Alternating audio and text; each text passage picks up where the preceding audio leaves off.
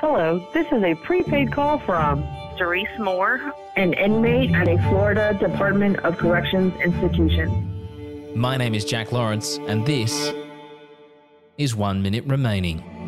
Hi, I'm David Jolly. I'm out of St. Lucie County, Florida. my name is Amelia Carr. My name's Helen Kidwell. My name is Jessica Delancey. Kimberly Boone. A podcast released weekly where I'll talk to multiple inmates all serving lengthy prison sentences for some very serious crimes. Was out of AK-47, and we're going inside of the house. It kind of caught me off guard there where you just casually said he pulls out an AK-47. Right. He went to the trunk and pulled out an AK-47. It's just an everyday occurrence. 1 minute remaining, wherever you get your podcast from. You have 1 minute remaining.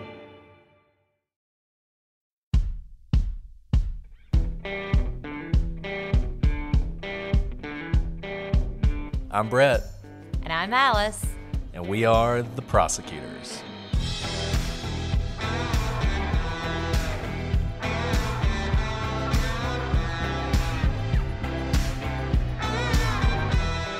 Today on The Prosecutors, a local family falls victim to a crime so gruesome it's assumed to be a Halloween prank.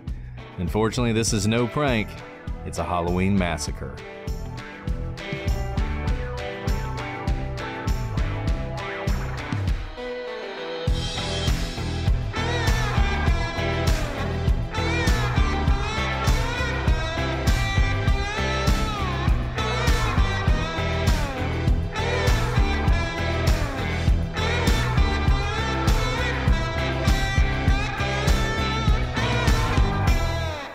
Hello, everybody, and welcome to this episode of The Prosecutors. I'm Brett, and I'm joined, as always, by my spirited co-host, Alice. Spirited like Casper. That is definitely the first ghost. word that pops to mind. Thanks, Brett. And, we are here today to talk about an incredibly tragic, sad story. This is just straight up murder. But yet, some of you out there listening, because you now think that we only do creepy, horror-like episodes at Halloween, hang tight, because this is just straight up murder. Three times over. It is quite horrific, like most of the cases we cover throughout the year. It's one of those things. This one happened to happen on Halloween, so that's really the connection. But, yeah, the thing about this case, and we're going to talk about this a lot, this is one of those that feels like everyone involved was in denial so deep because the warning signs were all there until finally absolute horror occurs. But, we'll circle back to this at the end because we're keeping you all in suspense as to what we're going to be talking about today. But I will say, as a parent, I really don't know what other steps I would have taken and if there would have been a different outcome if this were my life. And that's the really scary part, because I know a lot of people who are in similar situations, and you'll hear about this is a long lead up to what ultimately happens. But it's not very obvious to me that anyone else in the same shoes would have acted differently. And that's why I think this is particularly horrific. Well, let's go ahead and dive into this case. For those of you who are not familiar with it, this case takes us to Ottawa County. And on the outskirts of that county lay the small town of Martin, Ohio, with a population of just over 1,000 residents. It's a community that is straight out of a Dateline episode, right? Close-knit, and violent crime is virtually non-existent. The kind of place where everybody knows their neighbors, and nothing bad ever happens. Which, whenever someone says that, the next thing they're going to say is the really horrible, terrible, awful thing that happened in this place. And that's exactly what we're going to talk about today. Martin residents Bill and Susan Liske were well known in the community. The pair had met later in life and had formed a strong connection. They shared a common love of all things outdoors, particularly hunting, fishing, and gardening. And in 2001, the couple married, and they blended their family together. Bill had one son from a previous relationship, William B.J. Liske, and Susan had two sons, Derek and Devin Griffin. And though Bill and Susan were very happy together, life in the Liske household was far from perfect. B.J. Liske was not happy with his new living situation. He had been used to living with his dad and had free reign over the house because his dad worked really long hours. And when Bill and Susan first got married, he was a teenager. He was about 15, 16 years old. And so he'd kind of had this very long reign to do whatever he wanted when he lived with his dad, but not so much when Susan and her two sons, who were around the same age as BJ, moved in. Susan, as probably a lot of mothers, began to establish some rules within the home and creating a more structured living environment. Really, these were probably the same rules that she had for her own sons when she was living with them. Things like, curfews and getting your work done, if you had chores, that sort of thing. Nothing out of the ordinary per se, but it was more structured than what BJ was used to. Now, this adjustment proved to be too much for BJ, and thus began a long history of tension between him and Susan, oftentimes ending in violence. And this all came to a head in 2004, about 3 years after Bill and Susan got married, when after a series of violent attacks, BJ was finally forced to leave the Liske home and move into a group home in nearby Sandusky. As many of you listening know, when you try and blend a family together and different ways of living and different rules and everything else, there's going to be some growing pains. And you see that a lot. But this obviously is an extreme example of that, because you go from, I don't like your rules. I mean, this is not Mom, I hate you, and running up and slamming the door.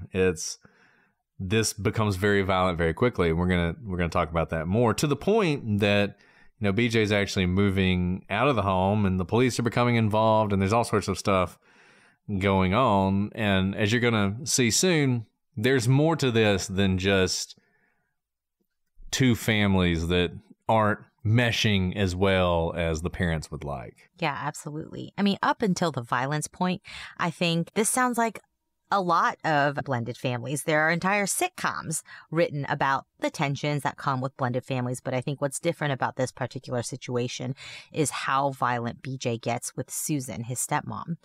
Now, throughout the years, BJ's mental health continued to deteriorate.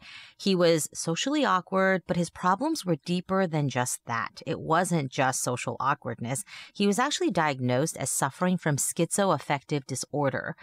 And when BJ would drink, which he did not infrequently, his condition would worsen, and alcohol had the effect on him of making him very combative and often violent. And anybody who's had to deal with a family member who has this condition knows how volatile they can be, particularly when they aren't taking their medication or when the medication isn't working. And alcohol seems like it is, the ultimate sort of accelerant to what's going on here. And unfortunately, you would think maybe it's as simple as he just can't drink anymore. But look, he's basically a grown person at this point.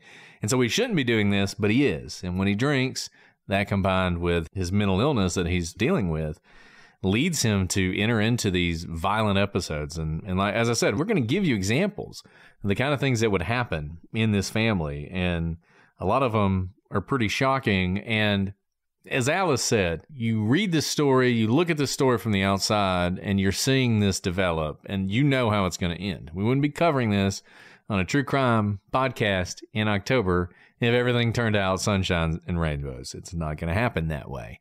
And so it's easy to sort of think, well, I would not have let that continue. I would have stopped it there. I would have stepped in. But so many people who are listening to this right now, you've lived this, and you know how difficult it can be when you have a family member who's struggling with this. And BJ was struggling, but his brothers, or his stepbrothers, I should say, they were thriving. Derek Griffin was an accomplished runner. He was setting records in high school for the relay. He also had a second-degree black belt in Taekwondo and represented the U.S. in a Taekwondo competition in Italy. And he was described as nice and quiet. I'm sure he lit up every room he walked into. Devin, who was the youngest of three boys, he was loved by the community. He was an active member of the church. He sang in the choir, and was also a diver for the Oak Harbor rockets. So on the one hand, you got BJ, who's having all these issues. And on the other hand, his stepbrother seemed to be doing really well. And you can imagine that probably didn't help the situation. BJ probably looked at that and thought, you know, this is unfair. They're treating them better than me. The reason everything's going well for them is because they like them better. You can imagine the dynamic that's beginning to form in this family. And unfortunately, life would be forever altered for this small town and for the Liske family on Halloween 2010, when 3 members of the beloved bunch would be brutally murdered in their own home. Whew, so that's heavy. And, you know, adding to this entire dynamic, remember these 3 sons from this blended family, they're all boys, they're all men, young men, who are teens when their family is being blended, all very close in age. And that's going to have a different dynamic than if you had, you know, very differing ages or different stages of life. But here we have essentially very similarly situated boys with very different outcomes in the home that they share. So let's dive into the timeline here, because we've talked about how this is a long lead up to what ultimately happened on Halloween 2010. So in 2001, Susan and Bill get married, and Susan, with her 2 sons, move into the Liske home. This would mark the start of a long history of issues between BJ and Susan. Neighbors who were close to the Liskes noted that there were several incidents between BJ and Susan. One neighbor, Mark, was called over on multiple occasions to try and calm BJ down, because though BJ is a child, he's still living at home, he's a teenager. He's essentially like a grown man, and Susan is a woman, and he kind of gets so violent, so combative that she cannot physically control him. And so she has to enlist the help of their neighbor to come and calm the situation down, because she is not able to do so herself. Now, many people will say this, and you can tell as we're telling you what BJ does, that he is showing signs of mental illness, and that drinking that he does, it typically aggravates his already unpredictable behavior, making him even more violent and unpredictable. In 2002, Bill calls the police when BJ was threatening to hurt himself. So now it's a different dynamic. A lot of that tension had been between BJ and Susan, but now it's BJ's dad who calls the police, because BJ's not only threatening others in the home, he's now threatening to hurt himself. And when the police arrive, BJ actually attacks the police, and he ends up catching an assault charge in juvenile court, but that charge went nowhere.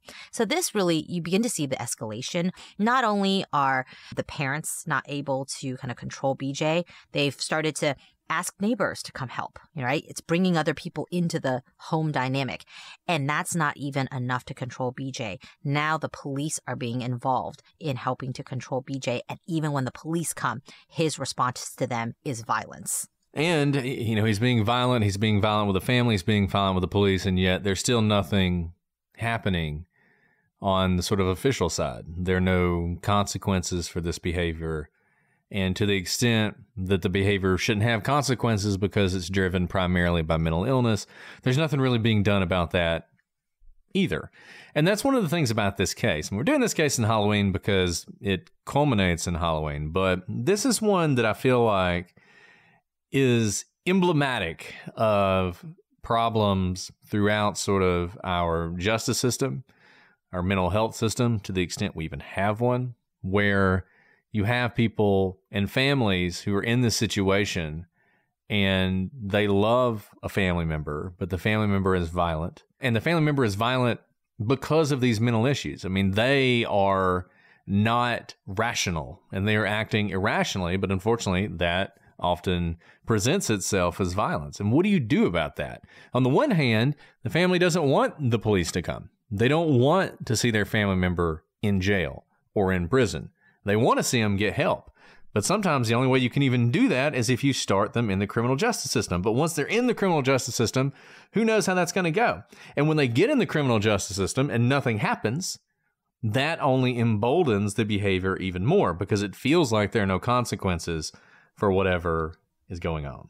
And, we actually see that dynamic a good bit, unsurprisingly, when family members or loved ones involve law enforcement because there's violence, there's no other option for them other than to call the law enforcement.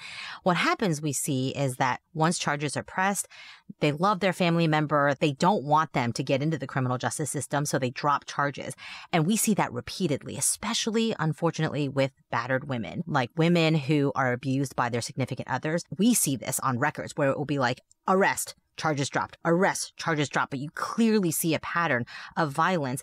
And, it's a really difficult situation when it's your loved one. You may not want to put them into the criminal justice system, but like Brett said, when you keep getting arrested and then there are no consequences, in fact, your loved ones are just going to back down from those charges, or you may threaten them to back down from those charges and they ultimately do. There's no recourse, and it almost heightens the situation where it's like, well, I know nothing's going to happen to me because Dad loves me too much to really go through with it. And we've talked about this before. The prosecution can always move forward with charges, even if the victim doesn't want to press charges.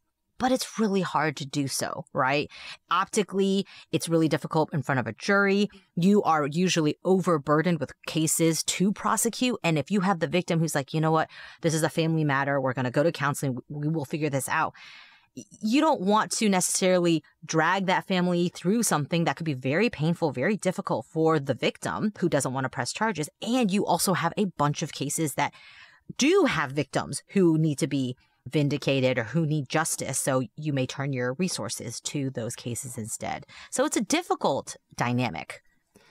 And Alice makes such good points. And it's one of those situations where you have this push to change a dynamic without putting any resources behind it. So for a very long time, police and prosecutors took the position of no victim, no crime. So if there's no victim, there's no crime. We're not going to prosecute it, even if there was a crime. If the victim doesn't want to, quote unquote, press charges, if they don't want to go through with it, we're not going to either. Because as Alice said, there's just way too much on everybody's plate. And a case where the victim won't help you and won't testify is going to be a harder case. It's going to take more time, more resources, probably is going to go to trial. There's all sorts of reasons not to do it.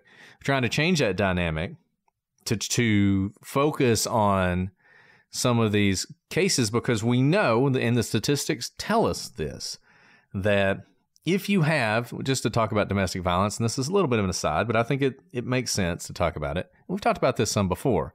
Domestic violence. If you have someone who strangles a person, so you have a man who chokes his girlfriend, wife, significant other, if they do that, the chances that that woman will be murdered by that person skyrocket.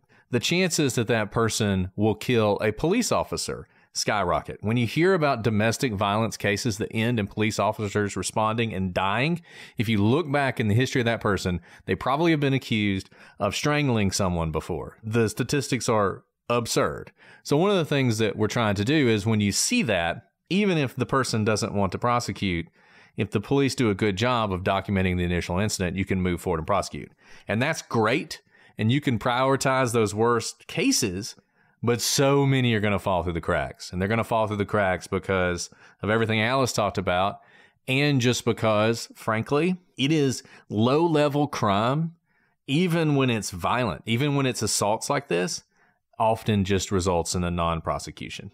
It often gets charged, the person goes to jail, they get bailed out, and then at some point, the local DA does what they call no prosing it, where they just say, we're not going to actually prosecute this, and it goes away. And that happens so often, and I think that's what you're seeing happening here. And, I think it's worth mentioning here as well that the family members often try to go the law enforcement route because their hope isn't necessarily that the person has to serve a long sentence in jail. They're hoping it wakes them up, and then maybe through the justice system, they can get the mental health treatment. Because as you all know, if you have an adult on your hands, it's very difficult to force them to either take medication or get medical treatment, mental health treatment, medical treatment against their will.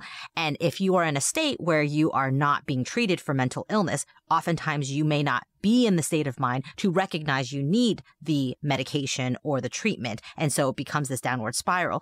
And so this is kind of heightened by the fact that we have a medical system, which I'm all for freedom. I don't really want someone to be able to have medical decision making over my body. So it's a tension there as well. But I think it's that it's so difficult to get someone who is an adult mental health treatment if they don't want it, that we've somehow kind of turned to the criminal justice system when things get out of hand, when that may not be the best route to help treat someone who needs mental health treatment. And since we've completely gone off the rails here and are just like, somebody wrote us a question, and it was, what is the one thing you would change about the criminal justice system if you could? And my answer to that question would be to have fully funded mental health treatment, up to and including asylums, this sort of asylum type thing, because we have no facilities anymore. You know, a lot of times what we see is we see people who come in, like we see cases where people will come in and they are obviously mentally ill, often to the point where they're incompetent to stand trial. They can't proceed. But the bar for finding them to be dangerous is really high, because if you find someone to be dangerous but mentally ill, then what you have to do is you have to put them somewhere. You have to put them in a medical facility, basically a prison that is a medical facility. And there aren't many beds for that. So the chances of actually getting anyone, even if they are dangerous and even if they are violent, actually getting them declared dangerous or violent is basically impossible.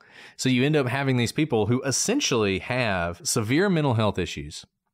They are violent and dangerous, but they essentially have an automatic get out of jail free card until they actually murder someone or commit a violent crime that is so violent that it can't be ignored. There is nothing that anyone can do about them. And you can't get them treatment. You can't keep them away from the public if they're dangerous or untreatable. And it's amazing to me that this exists, that we don't, it's not that we don't prioritize it. We don't put any priority on it whatsoever. And that's the worst of the worst. That's not even to say sort of like a robust mental health treatment for people who have mental health issues, but not as serious. We have literally no plan. It's not like, oh, we don't have enough resources to execute the plan. It's that the plan doesn't even exist. And part of it is it's the interplay between like the medical industry and the justice system. And it's a very difficult, a lot of constitutional issues and autonomous issues and HIPAA. There's so many things kind of at the interplay, and there aren't a lot of people who have experience, I think, in both. And so then you have medical experts who are having to be like therapists for law enforcement issues, and vice versa. You have law enforcement having to act like mental health professionals when neither are really adept to do it. So I agree with you. It's a huge hole in our justice system. And this is not really that big of a tangent for this case, because I do think this is a very worthy conversation to be had to see how the outcome could have been different here. Because what I started with was, I don't know currently in our society how this could have played out differently. It's not clear to me as we go through the timeline that I can point to, there is the errant decision. Because Dad does call the police. This isn't just left between his new wife and his son, and he's out of it. No, he's stepping in. He is trying to help his son, help his wife, and it only escalates. Yeah. So thank you, Julia, for that question. So we just answered your question in the middle of an episode, but I think Alice is right. I think it applies here, and you'll continue to see that. So we're at 2004 now, and things are not better. After an incident where BJ actually crashed his stepbrother's pickup truck while he was drinking, he was charged with underage drinking, domestic violence, unauthorized use of a motor vehicle, leaving the scene of a crime, and failure to control. He'd actually fled the scene. He gets back home. He's confronted by Susan, and he gets into a fight with her and strikes her in the chest. The police eventually show up. They charge him with all these things, but she doesn't want this to stick. She doesn't want to press charges against him. She doesn't want to testify against him. She's trying her best, as Alice said, to deal with this and to keep it out of the criminal justice system. But it's not very long at all before BJ is in trouble again. Later that same year, he is charged with felonious assault and robbery after he actually hits Susan in the head with a coffee mug and steals her car keys. But these charges are later dropped when BJ, as we just foreshadowed, was found not competent to stand trial. And if you are not competent to stand trial and you're not dangerous enough to hold, the only thing left to do is to dismiss the charges. There is nothing else you can do. You can't try them. You can't hold them. We talked about this when we talked about the Hoggle children and how in that case you have a situation where Catherine Hoggle disappeared her children, will not tell us where they are, but can't be tried for it because she's been found to be incompetent. Now, she is in custody because of a dangerousness evaluation, but once again, she killed 2 children. Ordinarily, it takes a lot. This is a good example. Smashing a coffee cup into your stepmother's head and stealing her vehicle is not enough to get you committed anywhere as a dangerous individual. So the case just goes away. And, I think it's important to note here, too, he's 18 years old. So he's still a child, but, technically an adult. And he is a larger person, right? He's not some small child. He's not a 10-year-old, an 11-year-old, 12-year-old. He's a full-grown man who is smashing Susan in the head with a coffee mug. Punching in the chest. You can punch someone very, very seriously in the chest, obviously hard enough to stop their heart, as we've seen, unfortunately, on the football field before. But then we're escalating to head injuries. I mean, these are strikes not meant to scare. They are meant to do intense damage. But it continues. And in fact, BJ will eventually attack Susan while she's in the shower. And at this point, the family has had enough. They take action. They kick BJ out of the house, and he is moved into a group home in Sandusky.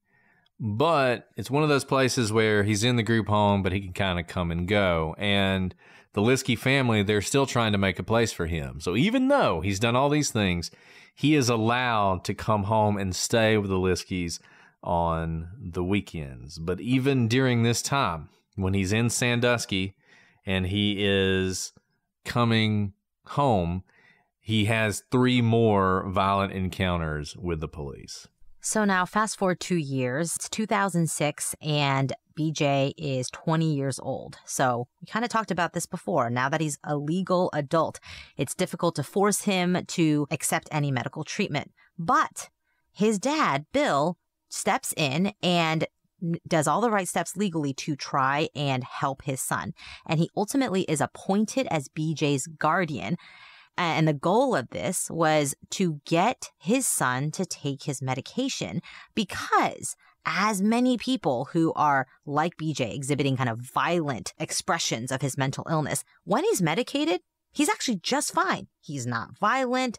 He can operate, but he did succumb to the same temptation as we see in so many cases of people with severe mental illness. He'd take the medication and feel better, be in control of his emotions. He's not violent. And no one really likes to be dependent on medication. It might have side effects. You have to remember to do it. There could be stigma around it, whatever it is. But the person gets lulled into a sense of security and thinks, I'm all better. I needed the medication to get me better, but now I'm all better and I don't need medication anymore. And so they stop taking it. And that's what BJ did. And what happens when you stop taking it? It's not as simple as an on and off switch where the next day you can just go back on the medication. As those of you who may have medical training, you know that it's a delicate balance with hormones in your body. And when you go off these medications, it's unpredictable how your body reacts. It's not necessarily that you just fall back to the degree of mental illness that you were previously suffering from. Oftentimes what we see is that you fall even deeper into a mental state than you were before because of the interplay of hormones and drugs that were there and then are taken away, and the body compensating and reacting in ways that is not necessarily predictable from patient to patient. So even though Bill was appointed guardian, he was able to get his son to take medication at times. There was this kind of terrible cycle that BJ would go through. He'd take medication, feel better, stop taking medication, become violent all over again. And it's, like we said, it's not as simple as just going back on the medication, and things do escalate. In the summer of 2010, something happens that you can imagine just objectively could cause friction in any family. Derek Griffin, one of Susan's sons, had gotten in trouble with the law. He had a drunken disorderly charge. And when BJ found this out, he became extremely upset because even though Derek got in trouble with the law for something to do with drinking and disorderly conduct, something that sounds similar to some of the charges that BJ has caught in the past, the Liskes did not force Derek to leave the home like BJ was forced to do. And you can imagine that this caused a lot of animosity between BJ and the rest of the Liske household, and was one of the only times that BJ showed anger towards his father. Most of the anger had been directed towards Susan, but now he is mad at his dad as well. Yeah, and this seems to be a real triggering event for him, and something that I think from that point forward he dwells on. And this brings us all the way to October 30th, 2010. So on this day, the day before Halloween, he and his father had actually been out on a hunting trip. They have a cabin in Carroll County, and they'd gone out hunting, and they had killed a deer, and they were in a celebratory mood. And they decided to have a get-together in the barn at their home with their neighbor, Mark. So this is kind of a very small party, celebrating the deer, going into Halloween. And they're hanging out and they're drinking, and this included BJ, which he was known to be agitated whenever he would drink, and he was already in a delicate mental state. But nevertheless, and we talked about this, you see this so often where people let their guard down. We've talked about this in some of the other mental health cases before, where everything seems fine, people start to let their guard down, and that's when something bad happens. And essentially that's what you have happening here. Everybody's drinking, they're having a good time. Ordinarily, BJ would go back to the group home on a day like this, but he'd been drinking and everybody was happy, and so the decision was made, he is going to stay at the Liske home. So they make him his little bed, which he would always have on the couch whenever he stayed over, and the plan was he's going to stay the night, everything's fine. This is a Saturday night, next day Sunday, and that's what they're going to do. At 6:30 a.m. the next morning, October 31st, 2010, a neighbor hears a loud bang, which they will later say sounded to them like a gunshot. Didn't really make sense to them, so they assumed it was something else and just sort of moved on with their lives. At 10 a.m., Devin, the younger son of Susan, came home. So he wasn't at the party because he had stayed the night before at his dad's house, and he was stopping by the Liske family home before church on a Sunday to get a change of clothes because he actually had a performance with the choir that day at church. And when he arrived at the Liske home, he saw BJ loading up his dad's F-150. He noted that BJ, who is typically socially awkward, was more talkative than usual. He was not particularly chummy with his stepbrother Devin, but on this particular day, he was loading up his dad's truck and was very social with Devin, which Devin just noted to be out of the ordinary. But Devin didn't think much of it. He was just dropping by. He had to be somewhere. He had to be at church. And so he got his clothes and left, and he didn't see anyone else at the home, thinking nothing of it. At 11 a.m., Devin is finished with church, and he comes back to the Liske home. Prior to that time, for the last hour he'd been at church, he was performing in a choir concert. And when he gets home, like a lot of teenage boys, he actually goes straight up to his bedroom to play video games. Devin didn't see any other members of the Liske household, but again, he didn't really think anything of it. I think a lot of teenage boys probably would go play video games and not register that there was no one else around. So at around 1:30, he's still playing video games. He's just up in his room playing video games. And at this point, he gets a call from his aunt, Lori Morse. And Lori is concerned because Derek, his brother, was supposed to come over and work with her husband that morning, but he didn't show up. She had been trying to get in touch with Susan and Derek all morning, but had been unable to reach them. So at this point, for the first time, Devin realizes, I haven't seen anybody all day. It's already 1:30 in the afternoon, and I haven't seen anybody. So he starts going around his house looking for his family members, and the first place he goes is he goes to Bill and Susan's room. He goes to his mom and dad's room to check on them. When he walks in, he's shocked to find that they're both still in bed. And in fact, they have the covers pulled up over their head, which is very unusual anyway, and particularly unusual for them, who they were always early risers. So the fact that they're still in bed at 1:30 seems kind of strange. He shakes his mother. Her foot's actually sticking out of the covers, but she doesn't stir. Guys, we are so excited to welcome Noom to the Prosecutor's family. You know the problem with fads. They come and go. So when it comes to weight management plans, you need a long-term solution, and that's Noom. Noom uses science and personalization so you can manage your weight for the long term. Noom's psychology-based approach helps you build better habits and behaviors that are easier to maintain. The best part, you decide how Noom fits into your life, not the other way around. Based on a sample of 4,272 Noomers, 98% say Noom helps change their habits and behaviors for good. Brett, you know, these diets, fads just don't work for me, which is why I'm so glad that Noom helps you understand the science behind your eating choices and why you have those cravings. Noom's personalized courses are easy to follow and will help grow your confidence with tools you can put into practice on the very first day.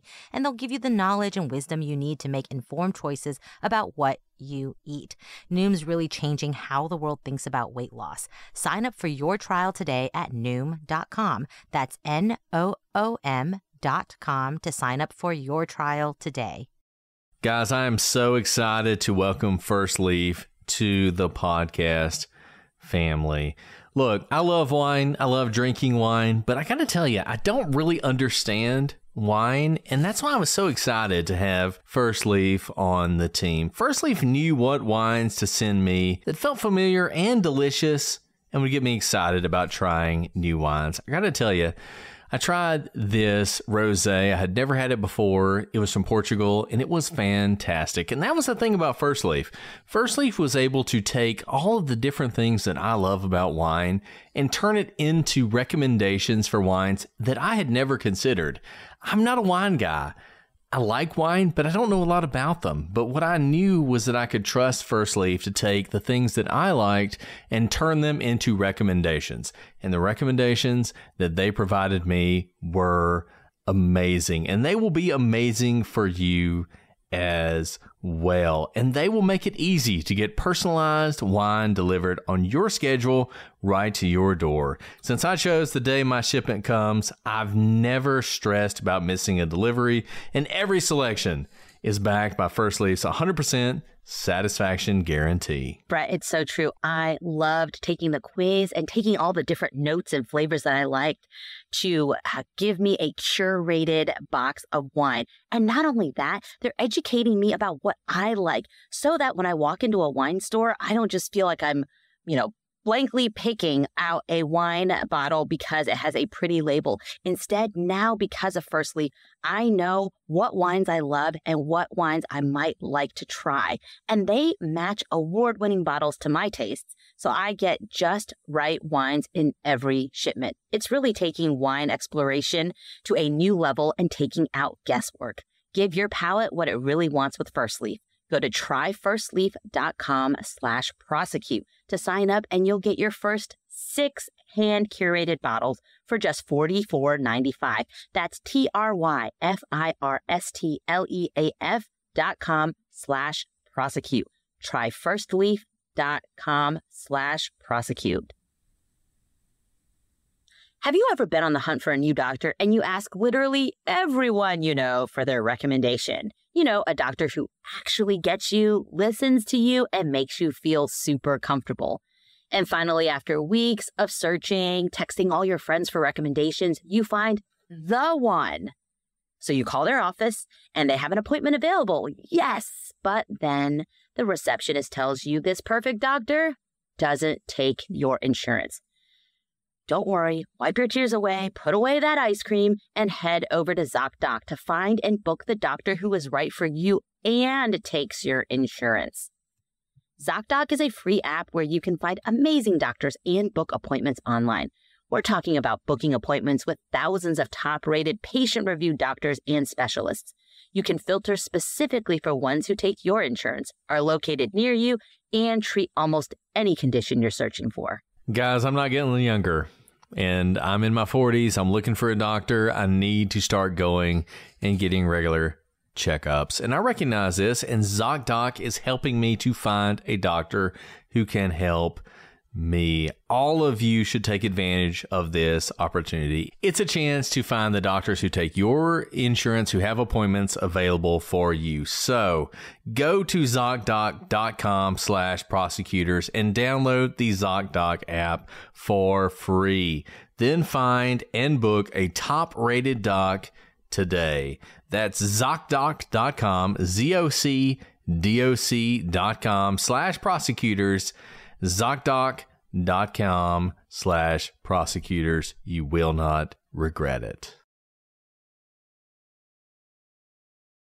At this point, he pulls back the covers to reveal what initially his shocked mind interpreted as this must be some sort of Halloween prank. I don't know, totally rational, right? But nevertheless, when he sees what he sees when he pulls back those covers, he thinks, Halloween prank, that's the only explanation for this. In fact, Bill and Susan had both been shot in the head multiple times, and it doesn't take long for him to realize this is not a prank. This is something horrible that has happened. He calls his Aunt Lori back in hysterics. Whew, that is a really difficult scene to walk into. So at 1:57 p.m., after receiving Devin's call, Lori calls 911. I mean, Devin is in such hysterics that he can't even, get his wits about him to call 911. So she calls 911 at 1:57 p.m. and she immediately jumps in her car and drives straight to the Liske household. She entered the bedroom and was met with the same scene that Devin had described on the phone. This, unfortunately, was not a prank at all. Bill and Susan Liske were dead. Police arrived at the scene shortly after, and upon entering the home, they noted that nothing initially appeared to be out of place. There didn't seem to be some sort of a robbery or a burglary. Nothing was out of place, which would make sense that Devin didn't notice anything when he came home. It's not like the door was kicked in or that bookshelves were pulled over or glass was smashed all over the house. It looked like their normal family home.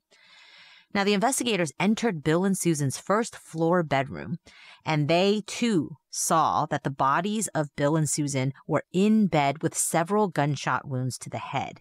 Bill, who was located closest to the door, was believed to have been killed first, with the shooter likely shooting him from the doorway because of the way he's shot. He was shot 5 times, and he did not have any defensive wounds since he was likely asleep at the time of the killing. Susan was discovered in bed with her legs hanging over the side. She had been shot 3 times and had a defensive wound to her hand, having likely woken when her husband was killed first. It would later be discovered that Susan had also been raped. The police speculated that this had happened after she was already dead. Impossible to know for certain, but given the progression of these murders, it seems like she had been shot pretty quickly after her husband had been shot as well. So as brutal and awful a murder as you can imagine. Both were shot with a .22 caliber rifle. No shell casings were discovered at the crime scene, so investigators deduced that the killer must have taken them. This is one of those things also that in the future, when you start thinking about insanity defenses, the fact that you took the shells with you is the kind of thing that a prosecutor would point to as you were thinking about the crime and thinking about getting away with it. And it kind of, goes against insanity defenses when you have your wits about you enough to know that there will be police officers looking for the effects of your actions. Because the insanity defense is that you are not in your right state of mind to understand the consequences of your actions and that you do not understand that you are committing a crime, right? And so removing the shell casings is a way to show, without knowing, obviously, what someone's thinking, but someone's state of mind. And the other thing that will be significant there is the order of death. You've already seen this in this instance. If you're someone who is not in your right mind and you're murdering people, you might not think to eliminate the strongest person first. But he does that. He kills his father first because his father is the person who's most likely going to be able to stop him. But that's not the only thing he did, because the police weren't finished. They continued up the stairs where they found a locked bedroom. They forced the door open and were met with yet another gruesome scene. The body of 23-year-old Derek Griffin was found in bed, but he had not been shot. Instead, he had large blunt force trauma to his head. His head and his skull had been cracked open with what investigators thought to be a hammer or hammer-like weapon. He had no defensive wounds and was likely asleep at the time of the murder. Investigators determined that Derek was likely killed first. And they believed that the gun wasn't used because the killer was trying to avoid waking Bill and Susan, which yet again is another thing that shows that kind of intentionality and thoughtfulness that's going to preclude some sort of insanity defense later on. And initially, investigators looked at Devin Griffin as a potential suspect. You can understand why they would look to him. He was the one to discover the bodies, and he's the only one of the 4 family members who live in this household on a day-to-day basis who was left not murdered. And of course, there is the now, after the fact, devastating, what we now know to be devastating, was that he was in the home with 3 dead bodies for hours before they were discovered and before the police were notified. So he was in there, essentially in the crime scene, alone with them for a very, very long time. But Devin is quickly ruled out as a suspect. He had an alibi, and, you never know how people are going to react, but he was visibly shaken and absolutely just inconsolable about these murders. And he was acting in a way that the police found to be believable. But I think more importantly was he was not there. He was with his dads, and then he came home for just mere minutes before going to the church. And they could tell that the bodies had been dead for quite some time by the time they found them. Police also found a muddy footprint near a dock on the pond of the property. So they thought, well, we know that there were weapons used in this triple murder. So had the killer dumped maybe the guns in the pond? So they drained the pond, but they found nothing. And while locals were whispering about cult murders on Halloween, because remember, this is Halloween Sunday, the police actually had a much more concrete idea of who was responsible. Devin told investigators that he had run into BJ earlier that morning at the Liske home, but both him and Bill's white F-150 were gone by the time he returned from church. So investigators immediately turned their attention to BJ, and their top priority became locating BJ Liske. First, they checked his mom's home and the surrounding area, but unsurprisingly, BJ was nowhere to be seen. Having no luck there, they quickly moved, because here you have a very dangerous person who has a very violent past, suspected of brutally murdering 3 people in their sleep. And so local law enforcement reached out to officers in Carroll County, where the Liske's hunting cabin was located. Remember, they had gone hunting the day before and were celebrating after a very fun afternoon day of hunting. And they issued a bolo, be on the lookout, and asked Carroll County to check the hunting cabin for any sign of BJ or the Ford F-150. So at 5:09 that evening, a Carroll County deputy pulls up to the hunting cabin and spots the white F-150 outside.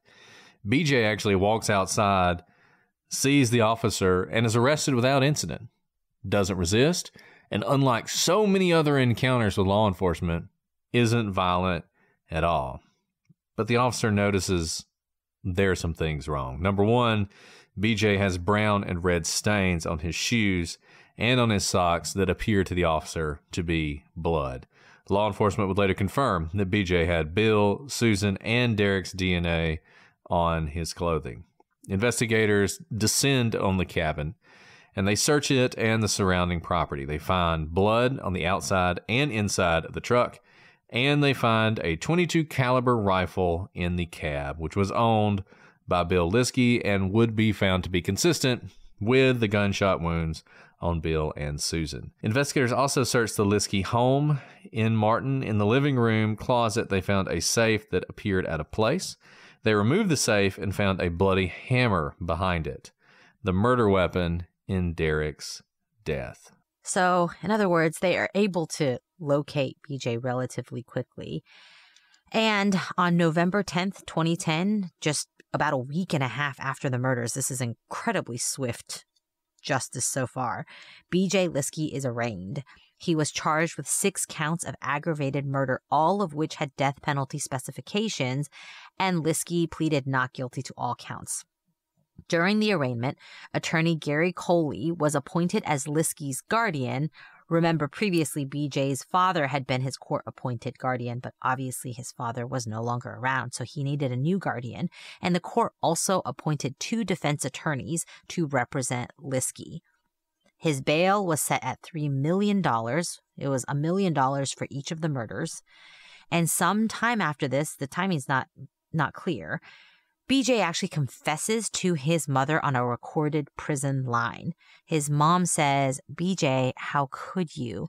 To which he responds, "I wasn't in my right mind." And I mean, at this point, what more do you need? You've got the guns, you've got the clothes, you've got the hammer, and now you essentially have him confessing to his mother. Now, one thing that has to be determined is he competent? Remember, he'd been found not competent to stand trial before. This time, however, in March of 2011, he is declared competent to stand trial. And the cynical ones of you out there would probably say, much more likely to find him competent to stand trial when it's a triple murder than when it's an assault.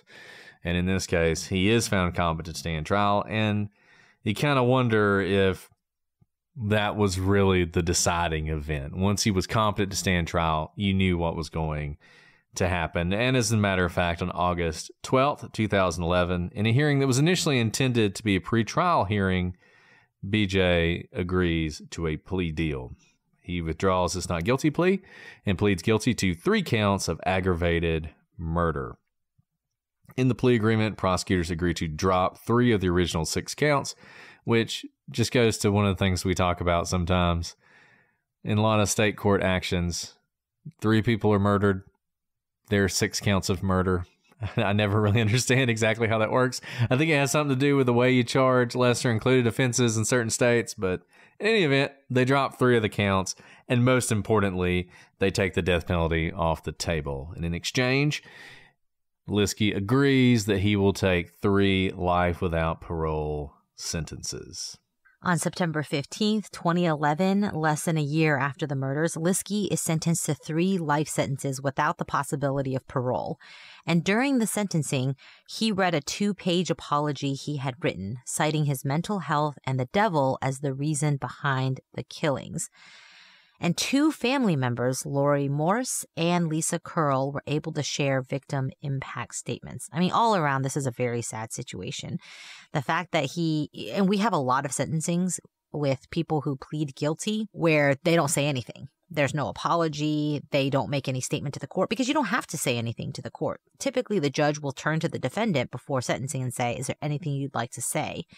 And it is up to you if you want to speak or not. I would say I see people speak a good bit, and if they apologize, it's usually a pretty generic sorry, like "I'm sorry that everyone has to be here on my account." Very rarely do you see like a very heartfelt apology to the victims. And this just goes to the fact that he is struggling with so much mental illness that there's no winning here, right? Even though there's justice for, Derek, Bill, and Susan in terms of their murderer being put to jail, but this was their family member, and he was and is, clearly struggling with a lot of mental illness. And you have other family members who are just absolutely broken because their family members are now dead. I mean, this is all around just an incredibly sad situation. And on March 31st, things don't get any less sad in this case. About 4 years later, March 31st, 2015, BJ Liske is in prison serving one of his 3 life sentences without the possibility of parole when he is found dead in his prison cell at Ross Correctional Institution. And he was dead from a self-inflicted wound. And he was only 29 years old at the time of his death. Yeah, just a life marked by tragedy and violence, and ended violently at such a young age. And I mean, there's nothing really good that can be said about this story. This is a horrible, horrific crime that ends with a suicide by someone who was very clearly struggling with some severe mental illness. I'm not excusing what he did. I don't think he was insane. But, you know, this is that place in the criminal justice system. We talk about this sometimes where the system falls apart. We talk about how the system falls apart sometimes. We talked about this on Legal Briefs when we talked about very young juveniles who commit horrible crimes.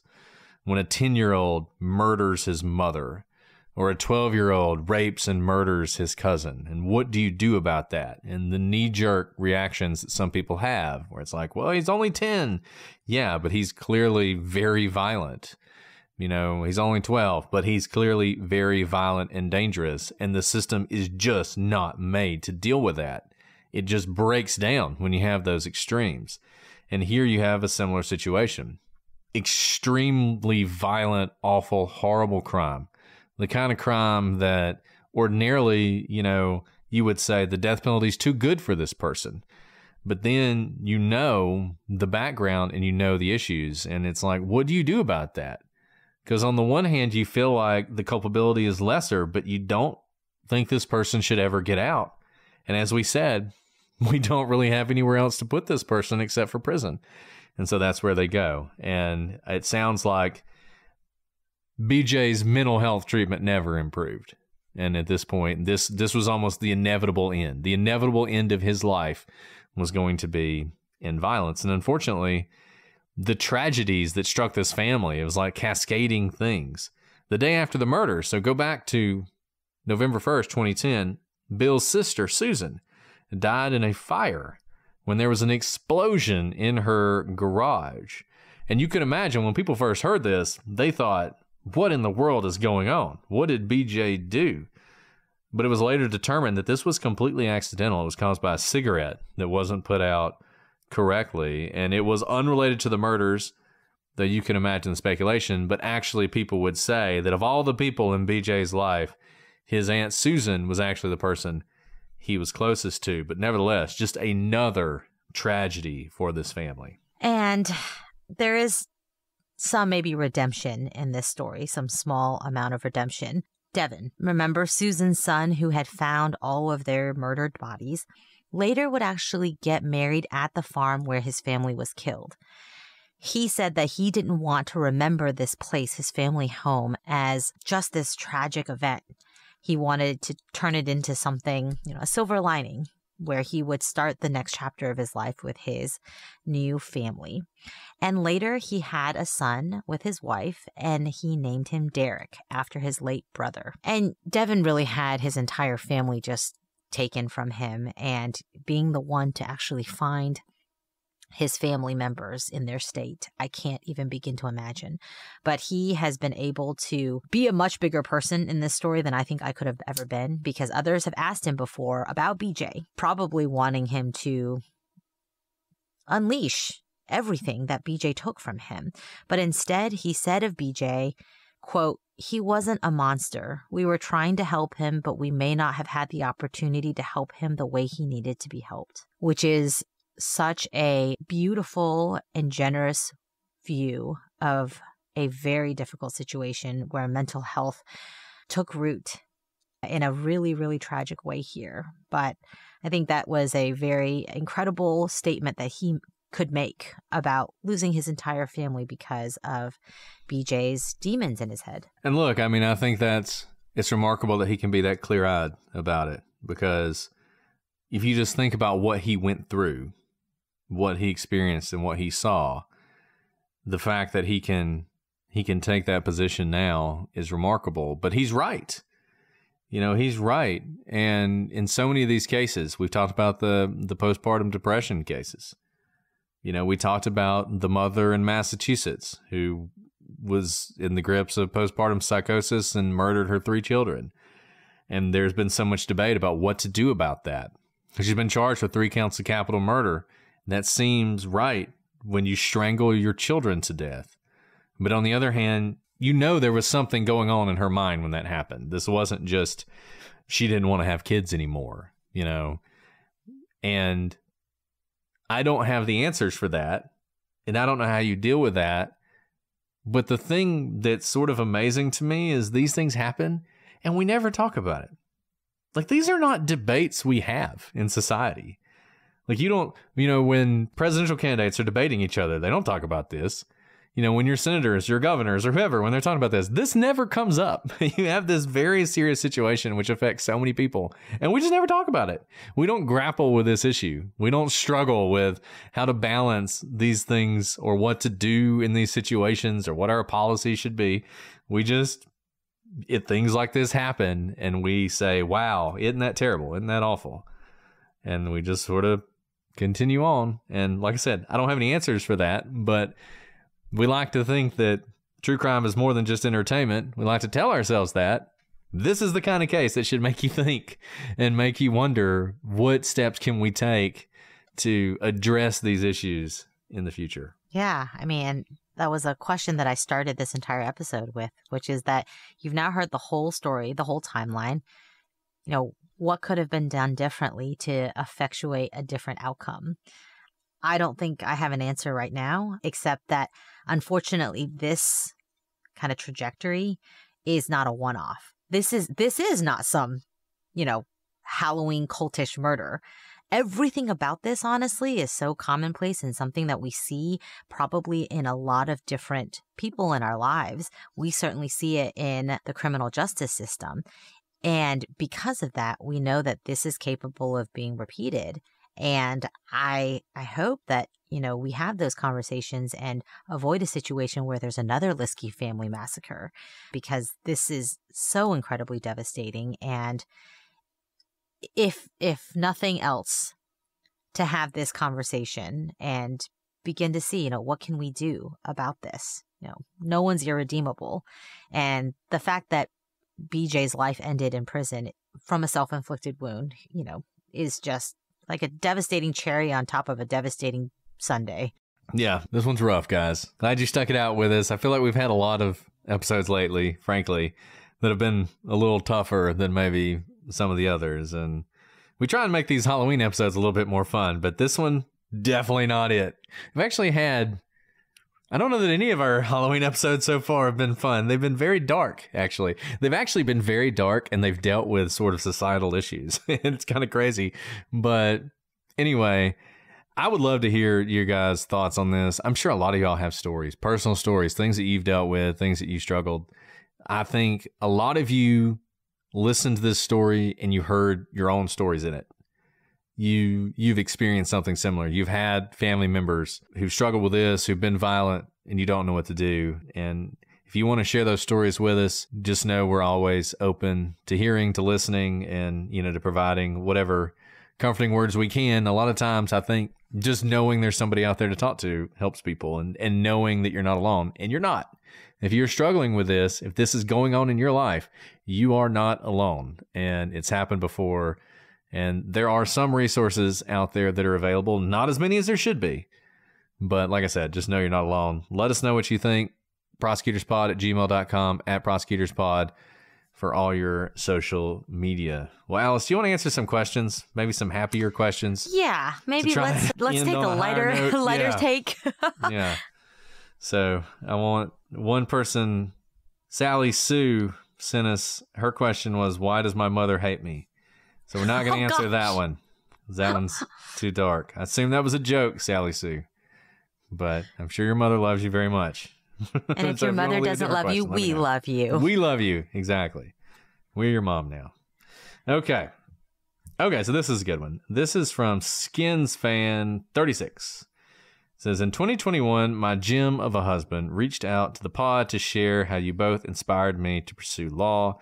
He sent me the nicest email, and I can happily share I am 3 weeks into my 1L and loving every second of it. My question for you both, if my goal is to work in criminal law, to be decided if it's prosecution or defense work, what must I do, whether that be a class, experience, job, etc., while in law school? I would say if you want to work in this field, then go get an internship either on the defense or prosecution side, or just go sit in the courtroom and see what the day in and day out is, because it's a slog. It's a very demanding profession. And it's also pretty dark. You see a lot of the worst of everything we've discussed today about the mental health system, about the justice system, about domestic violence, and all of these things on a daily basis. And it is incredibly rewarding work, whether you're on the prosecution or defense side, but it is certainly a decision you need to go into with wide open eyes. And the best way to do that is courts are open. And so there's probably a court near you. State, federal, whatever, and look up the docket. They're public. They're usually posted on their website, and you can go sit in on different hearings and just see what defense attorneys and prosecutors are doing in that district, and grab a cup of coffee with one of them. Ask them about their life trajectory. People, they're humans too. And I've grabbed coffee with a bunch of people who've just come up to me at the courthouses, or law students who come up after I give a talk or something, because they just want to hear, how did you end up in this position? So see it for yourself, the real stuff, not just the sexy stuff that you see on TV, and see if this is the type of day in and day out profession that you really want to pursue. Yeah, Alice is 100% right. Do both. There will come a time where you're going to have to pick a side. You can switch a little bit, but generally speaking, you kind of have to pick a side. But you're not there yet. So go intern with a prosecutor's office. Go intern with a defense firm. I mean, here's the thing. If you are able to work for free, you will be able to find a job, because people need help and they don't always have resources. Not saying you should lead with your work for free, but sometimes it's hard to find these paid things when you're not yet a lawyer. So if you're open to that and it's something you can do, that's always good. Check with your school. There are not going to be any classes you can take where you get to be a prosecutor, but there are often clinics where you get to be a defense attorney, and where you can work with, in a lot of states, you can get what's called a practice card, which basically, when you're a 3L or so, you can go to court, you can represent people as long as you're working with a licensed attorney. See if that's available to you. Do that, work in both. They're very different. They're very different from what you would expect. Being a defense attorney is hard in a lot of ways. Client management, I've never done it. I've done it for a law firm, but that doesn't count. Client management is really hard, and it's the thing that drives defense attorneys crazy, is having to deal with their clients who don't understand the law, who have a bunch of jailhouse lawyers who are telling them all this stuff. So just see that firsthand, because it may not be what you want to do. You really have to be a true believer to be like a public defender, for instance. You got to love it, because some of the stuff you have to go through is not great. So absolutely, do them both. Get that firsthand experience however you can. And it doesn't actually matter which side you're getting it with. As long as you're getting it, it'll be valuable. One day when you're applying to prosecutors' offices, U.S. attorney positions, or you want to work as a defense attorney, being in court, seeing how it goes down, seeing how people operate, you just can't overstate how valuable that experience is. And this is a great time to get it, particularly when you're a 3L, because your 3L year doesn't matter at all. So that's my position. Okay, let's see.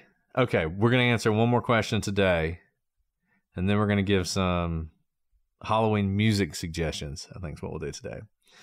I'm going to ask this question in the hopes that Alice can answer it, because there are basically no words in the question that I understand, other than things like what and are.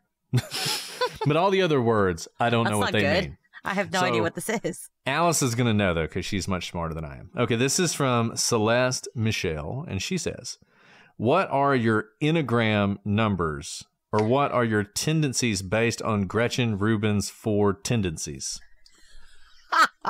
That doesn't surprise me that you don't know what any of these things are. I don't know what any of this stuff is. So I'm not going to answer that, only because so Enneagram is like one of those personality, letters that mean different things.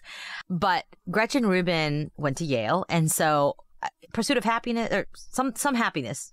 I'm forgetting her famous book, the breakout New York Times bestseller, something about happiness and pursuing your heart. But she came and spoke to the law school, and she basically was like, the darkest time in my life was in this law school.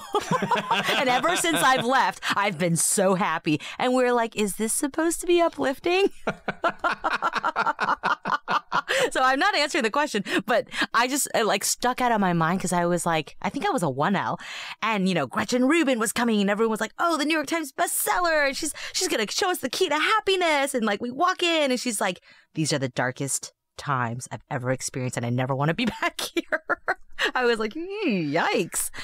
But with all that said, okay, the reason I can't give my Enneagram is because I think, unfortunately, I'm probably such a people pleaser in that every one of these personality tests, whether it's Enneagram or it's, whatever other personality test, I kind of just meld to all of them.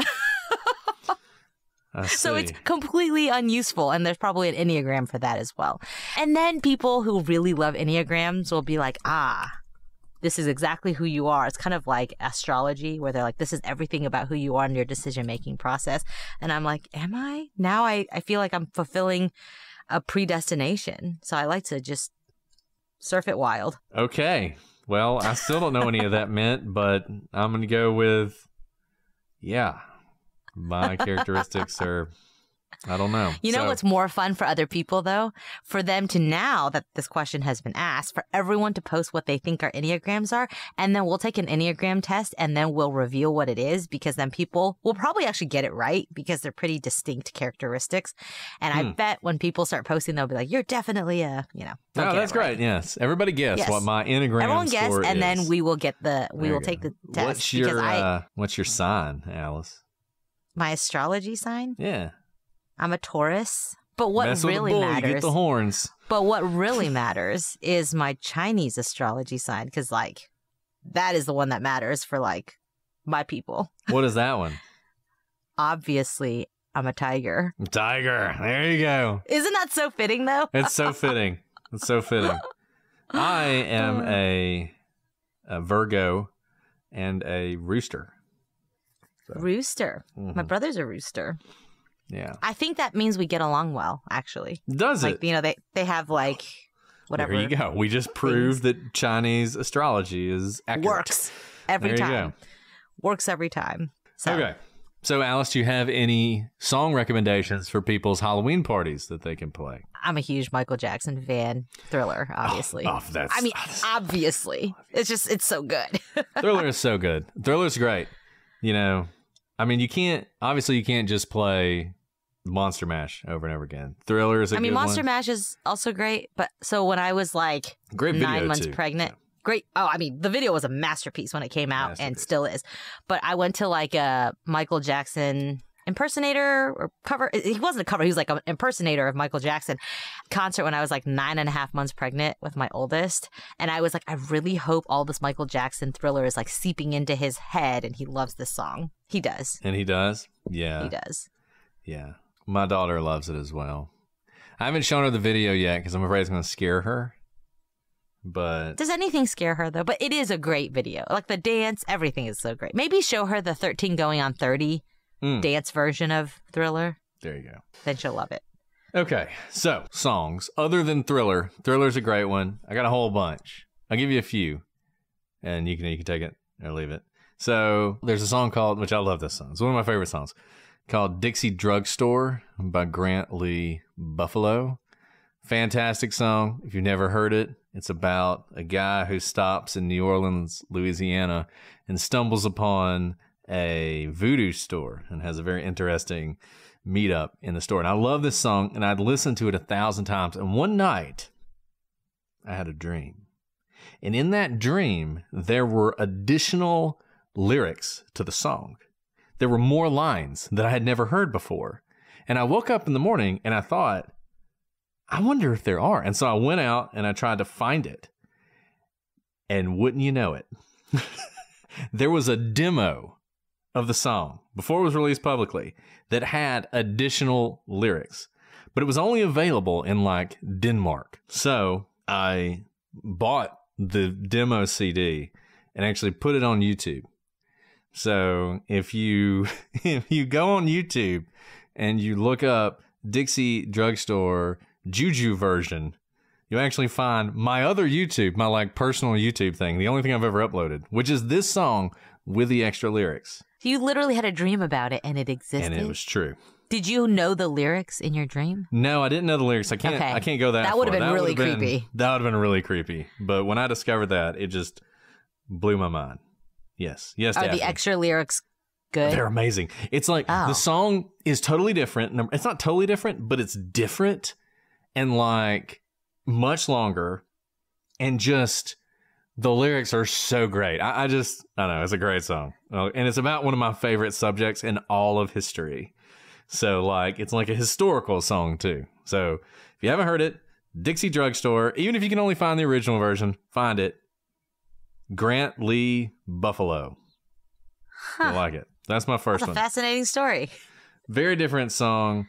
All the Pretty Little Horses, the version by Current 93, is one of the creepiest songs you'll ever hear. Because it's just all the pretty little horses, but in this like, in just incredibly, like my wife won't let me listen to it when she's around. Because it's like very creepy. Perfect for your Halloween, night experience. Another creepy song that's more spoken word. What's He Building in There? By Tom Waits. What's He Building in There? It's just a great, creepy, eerie thing. Listen to it. It will definitely freak you out. If you're looking for more of this sort of Wiccan thing to go along with your Samhain celebration, We All Come From the Goddess is one of my favorites. Having been to a dead supper in Salem where lots of songs were sung, I really enjoyed that one. So check that out if you're into that kind of thing. And if you're looking for more of an expansive experience, there is a rock opera by the H.P. Lovecraft Historical Society called Dreams in the Witch House. And it is a rock opera version of the H.P. Lovecraft story, Dreams in the Witch House. Amazing. I have it on vinyl, play it all the time. Incredible. Just from the very first song till the end.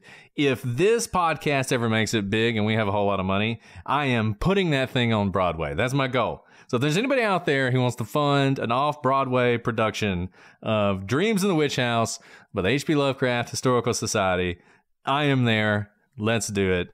It's great. You'll love it. Check it out. I'm just laughing because I will never listen to any of these songs. Oh, it's so good. There's this one song from it called Legends and Lore, which is just, it's so good. I mean, it's so good. It's just, it makes me happy to even just think about it. So those are my Halloween song recommendations for everybody out there who wanted a Halloween playlist. And then there's the obvious ones. I mean, we mentioned Thriller, but This Is Halloween from A Nightmare Before Christmas, which is really a Christmas movie, but This Is Halloween. It really is. Great song. Very Halloween. My kids watch the video over and over and over again. They love it. So that's a good one. Well, this has been fun. This has been fun. Alice, before we sign off, do you have anything else you want to add? No, but we are like only halfway through my favorite month. Their favorite month. And next week, I don't know. It's a pretty dark story, but a little less dark maybe than this one. I don't know. It involves somebody being murdered, so it's going to be dark. But it's definitely Halloween. Oh, our movie for this week. I didn't even think about that. Ooh, I think actually. Okay. Yes, I remember what movie I wanted to watch for this. It's an obvious one. I'm not being creative here when I say this. Halloween. So this Friday, we're going to be watching Halloween, which also involves someone murdering family members. So Halloween, the original. Should we do the original or should I come back and do the... You know what you're going to do. You're going to watch all of them. Yeah, okay, that's a good point. Okay, so this Friday we'll watch the original, and then what I now consider to be the true sequel to Halloween, which is the one that came out like 4 years ago. Excellent. We'll watch that one as well. But what we're going to do, we're going to watch Halloween. If you've never seen it, which is possible, there's people out there who've never seen it, terrific movie. You're going to love it, I promise. And it's great. There's a reason it's a classic. Really good. So check it out on Twitter. We'll be there around 8:30 or so this Friday night. All right. Anything else, Alice, before we sign off? No, I am beginning to think that 3 years ago, you roped me into starting a podcast with you so you could really just do a Halloween podcast. Yeah, it's true. It's true. Absolutely. Oh, if only October was every month. Okay, guys. Well, we'll be back next week with more Halloween horror. But until then, I'm Brett. And I'm Alice. And we are the prosecutors.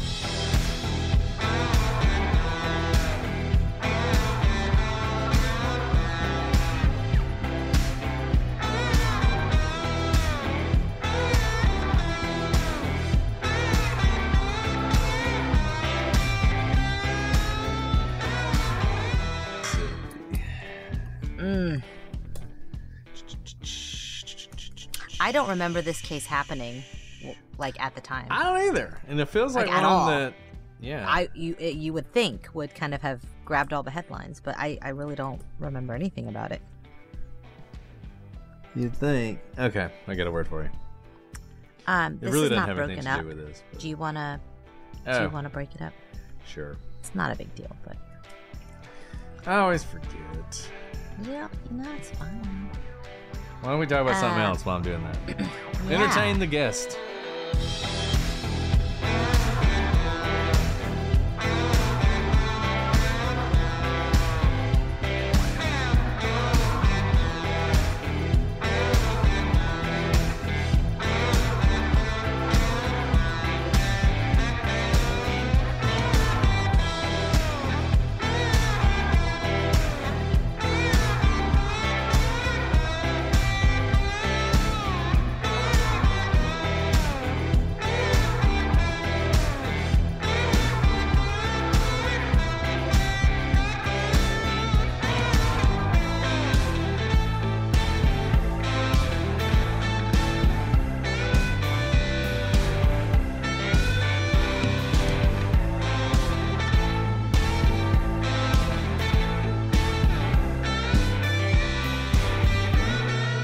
We are filing a motion that does X.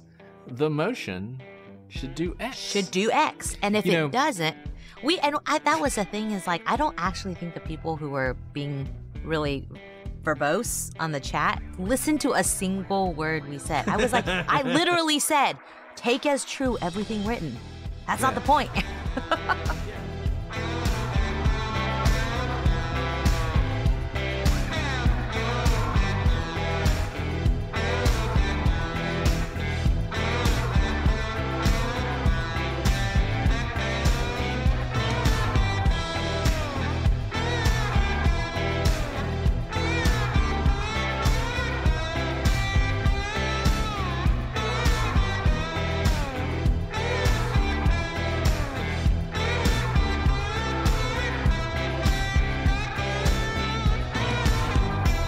Dive into true crime on PlutoTV. Unravel the mysteries with forensic files and 48 hours. Investigate crimes with Dateline 24/7 and unsolved mysteries.